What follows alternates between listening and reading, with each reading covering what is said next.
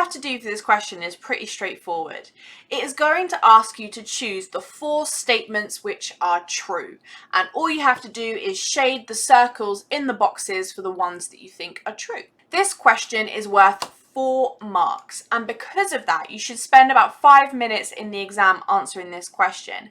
However, my tip would be that if you know you are a pretty fast reader, you're a decently fast reader, I would try and complete this question in, first of all, less than 5 minutes and in more like 2 to 3 minutes.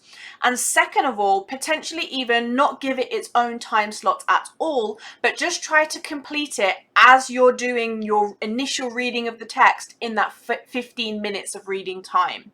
So in that 15 minutes of reading time, which you can now make 20 minutes by taking that 5 minutes from question 1, you can then give 10 minutes to the first text, 10 minutes to the second text, and in that 10 minutes on the first text, aim to spend just a couple of those answering question 1 as well. This question is testing your comprehension skills, your basic ability to understand what a text is trying to say.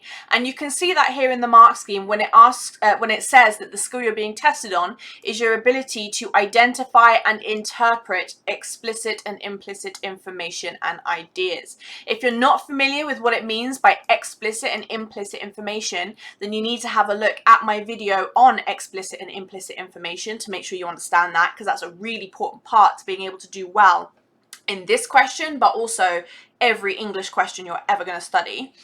But that's basically it. It just wants to check that you know how to understand what a text is trying to say. And therefore, because you've been able to understand what a text is trying to say, you know which of these statements are correct and which ones aren't. This question will give you a specific line range that it wants you to draw on for question 1. It's really important that you don't go outside of that line range, because let's say, for example, one of the statements was true, but you don't find that out in your line range. You don't want to tick that box because it's not true for your little chunk of text. One of the easiest things you can therefore do as you start reading is immediately box off the chunk of information for your question. So in the case of the example that I've been working with here, it said to look at lines 1 to 10. So as I'm in the exam, all I do is that. And that's just a nice, easy visual way for me to make sure that I'm looking in the right section of the text for the answers to this question. This question is testing your ability to understand implicit and explicit information. And therefore, when it comes to looking for those true statements, you need to be really careful on checking both of those. To show you what I mean, I'm going to quickly look at a few of these statements and run through the process of looking at whether they're true or false. And this, by the way, is the strategy I recommend you follow. Just start from A, check if it's true or false, and kind of work on a process of elimination until you've got your 4 true statements. So starting off with statement A, most people in Britain ride a bike regularly. Well, the text says, ask most people who ride a bike regularly in the UK. Do you notice what they've done there? Both statements use most people, but actually the meaning is different. Most people who ride a bike versus most people in Britain. So this statement is not true, it is false, because there is nothing about, I don't know why I got the laser pointer out there, there is nothing about most people in Britain riding bikes. There's no information about that. Even if I happen to be an expert in bicycles and know that that is true, I shouldn't tick that box because the text isn't telling me that. And that is what this is testing. Don't bring your general knowledge into it, just work with the information you've got in the text. Statement B, most UK cyclists are pleased about the number of dangerous incidents on the roads.